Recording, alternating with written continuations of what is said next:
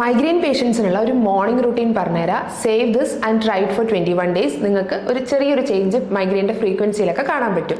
അതിൽ ആദ്യത്തെ എന്ന് പറയുന്നത് കൃത്യസമയത്ത് എണീക്കുക എന്നുള്ളതാണ്. നിങ്ങളൊരു 7 മണിക്ക് എണീക്കുന്ന ആളാണെങ്കിൽ എല്ലാ ദിവസവും 7 മണിക്ക് എണീക്കുക. ഈവൻ ഇൻ വീക്കെൻഡ്സ് അതേ ഒരു റുട്ടീൻ ഫോളോ ചെയ്യാൻ നോക്കുക.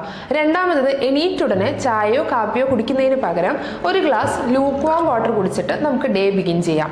മൂന്നാമത്തത്, എണീറ്റിട്ട് നമുക്കൊരു സൺലൈറ്റ് കൊള്ളാൻ കുറച്ച് സമയം മാറ്റി വയ്ക്കുക എന്നുള്ളതാണ്. ഇത് നമ്മുടെ ബോഡിയിലെ സെറട്ടോണിൻ്റെ പ്രൊഡക്ഷനും കാര്യങ്ങളൊക്കെ ഒന്ന് നോർമലാക്കി കിട്ടുകയും അതുപോലെ സ്ട്രെസ്സും കാര്യങ്ങളൊക്കെ ഒന്ന് റെഗുലേറ്റ് ചെയ്യാൻ ഈ സൺലൈറ്റിന് പറ്റാറുണ്ട്.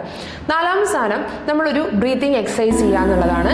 അതായത് കൗണ്ട് ഓഫ് 4ൽ നമ്മൾ ഇൻഹെയിൽ ചെയ്യുക, കൗണ്ട് ഓഫ് 4ൽ നമ്മളത് ബ്രീത്ത് ഹോൾഡ് ചെയ്യുക, ഒരു കൗണ്ട് ഓഫ് 6ൽ അതായത് 6 വരെ നമ്മൾ കൗണ്ട് ചെയ്തിട്ട് ബ്രീത്ത് എക്സെയിൽ ചെയ്യുക. എപ്പോഴും എക്സെയിൽ ചെയ്യുന്നതായിരിക്കണം ലോങ്ങർ ആയിരിക്കുന്നത്.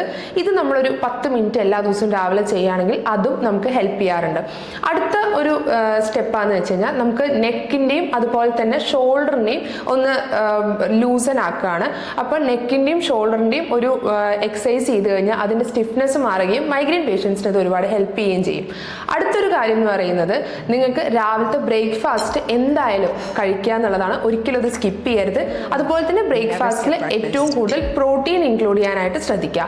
ലാസ്റ്റ് ആൻഡ് വെരി ഇമ്പോർട്ടൻറ്റ്, രാവിലെ എണീറ്റിട്ട് ആദ്യത്തെ ഒരു ഹാഫ് ആൻ അവർ നമ്മൾ ഫോണ് യൂസ് ചെയ്യാതിരിക്കുക അല്ലെങ്കിൽ സ്ക്രീൻ ടൈം റെഡ്യൂസ് ചെയ്യുക എന്നുള്ളത് തന്നെയാണ്. Your morning decides your migraine pattern. അതുകൊണ്ട് തന്നെ നമ്മുടെ മോർണിംഗ് റുട്ടീനിൽ വരുന്ന ചെറിയ ചേഞ്ചസ് നിങ്ങളുടെ മൈഗ്രെയിനെ ചിലപ്പോൾ വലിയ രീതിയിൽ ഇമ്പാക്റ്റ് ചെയ്യാം.